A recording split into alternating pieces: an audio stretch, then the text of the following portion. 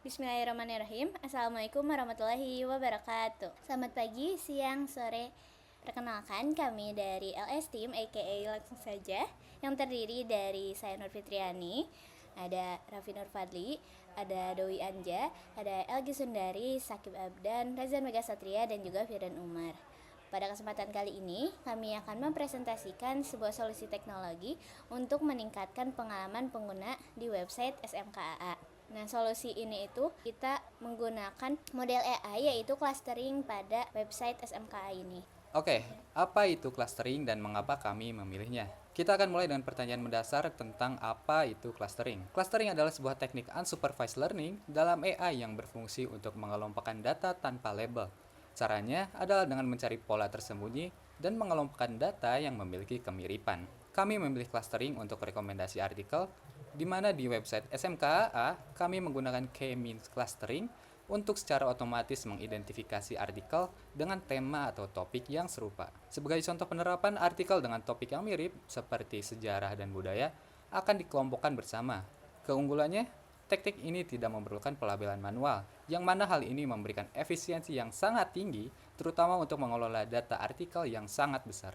Oke, selanjutnya cara kerja algoritma K-means. Untuk mengelompokkan artikel, kami menggunakan algoritma K-means. K-means adalah algoritma clustering yang membagi data menjadi K kelompok atau cluster berdasarkan kedekatan nilai fiturnya. Tujuan utamanya adalah meminimalkan total jarak kuadrat antara setiap data dengan pusat clusternya atau centroid. Proses ini terjadi melalui iterasi hingga centroid mencapai posisi stabil. Berikut adalah 4 langkah utamanya. Yang pertama itu ada inisialisasi. Kita tentukan jumlah cluster atau K dan memilih posisi centroid awal secara acak. Kedua, penugasan cluster. Sistem menghitung jarak setiap data ke centroid dan menugaskan data ke centroid yang paling dekat. Ketiga, pembaruan centroid. Posisi centroid dihitung ulang berdasarkan rata-rata anggota yang baru masuk di setiap cluster. Dan yang terakhir, iterasi. Langkah penugasan dan pembaruan diulangi terus-menerus hingga posisi centroid tidak lagi berubah atau stabil. Oke, agar lebih mudah dipahami, mari kita lihat ilustrasi visual clustering dan bagaimana proses si clustering ini tuh bekerja melalui ilustrasi ini. Pertama, pada bagian raw data di sebelah kiri, bayangkan ini adalah ribuan artikel yang baru diunggah ke website SMKAA. Semua artikel ini dilambangkan dengan aneka buah, masih tercampur tanpa ada pengelompokan yang jelas berdasarkan topik. Nah, data yang tersebar ini kemudian melewati algoritma K-means. Algoritma ini mulai bekerja dengan menghitung kedekatan dan juga kemiripan antar dokumennya. Setelah melalui proses iterasi, kita tiba di bagian output di sebelah kanan, yaitu sebelum clustering kan kita melihat bahwa ada kekacauan data yang tersebar gitu. Nah, setelah clustering, data yang awalnya tersebar ini tuh berhasil dikelompokkan menjadi 3 cluster, yaitu dilambangkan dengan 3 kotak yang berbeda. Satu cluster berisi artikel-artikel misal tentang apel, atau satu cluster berisi artikel-artikel tentang strawberry, lalu satu cluster berisi artikel-artikel tentang anggur.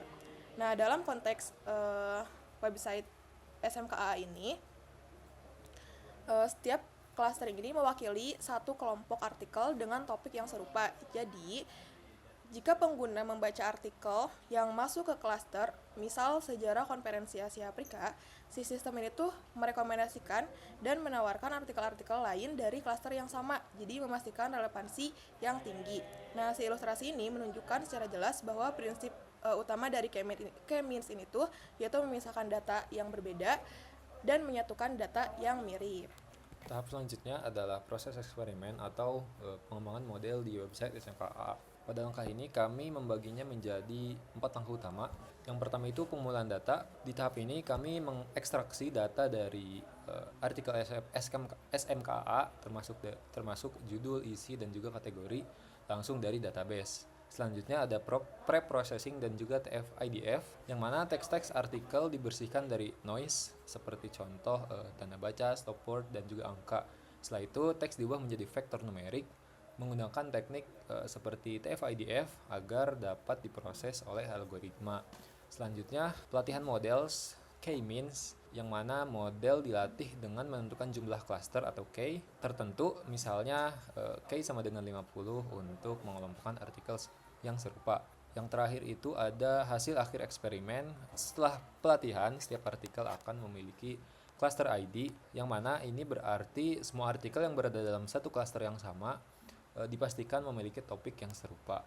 Oke, selanjutnya ada penerapan produksi. Dalam penerapan produksi, kami menyadari bahwa proses clustering cukup berat. Oleh karena itu, model ini tidak dijalankan secara real time. Jadi, untuk menjaga website tetap responsif saat diakses pengguna, model dijalankan sebagai batch job secara berkala. Misalnya, setiap malam. Alurnya adalah 1. Ambil data artikel. Jadi, data artikel terbaru diambil. Sebagai contohnya, judul, isi, kategori, diekstrak dari database. Yang kedua, jalankan ulang model. Teks dibersihkan atau pre-processing diubah menjadi vektor, numerik, dan model clustering dilatih ulang dengan jumlah cluster atau key yang telah ditentukan. Ketiga ada simpan hasil. Hasil cluster ID yang baru kemudian disimpan kembali ke database dan siap digunakan untuk rekomendasi artikel keesokan harinya. Oke, baik, terima kasih untuk rekan-rekan semua yang telah memberikan penjelasan yang lebih detail terkait K-means clustering tadi. Izinkan saya sebagai penutup menyampaikan kesimpulan di mana kami menerapkan K-means clustering untuk pengelompokan artikel otomatis dan juga berharap pengelompokan ini akan lebih efisien dibandingkan dengan metode-metode yang manual. Proses ini melibatkan data ekstraksi, pre-processing TF-IDF atau term frekuensi inverse document frekuensi, di mana mengkonvert yang asalnya teks menjadi vektor, dan pelatihan K-means itu sendiri. Model dijalankan sebagai batch job berkala untuk menjaga responsivitas website dan juga menjaga agar server tidak terlalu berat jika menjalankan setiap saat. Tujuannya adalah menyajikan rekomendasi artikel yang relevan dan meningkatkan engagement pengguna di website SMKA itu sendiri. Itu saja dari kami. Sekian presentasi yang bisa kami sampaikan. Dengan penerapan model AI clustering ini, kami berharap dapat menyajikan rekomendasi artikel yang lebih relevan dan dapat menyesuaikan personalisasi pengguna yang berkunjung kepada website kami, sehingga dapat meningkatkan engagement pengguna di website SMKA. Terima kasih atas perhatiannya. Kami tutup. Wassalamualaikum warahmatullahi wabarakatuh. Ya.